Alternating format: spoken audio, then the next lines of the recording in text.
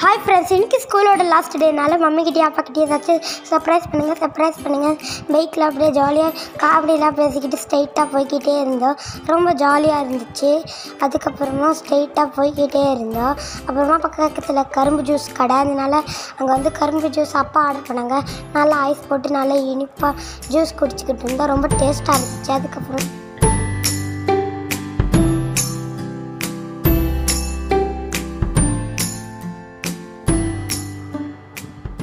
அப்புறமா முறுக்கு கடை, அதனால வீட்டில் போர் அடிக்குன்னு சொல்லிட்டு முறுக்கும் ஸ்வீட்டும் மிச்சரும் வாங்கினோம்.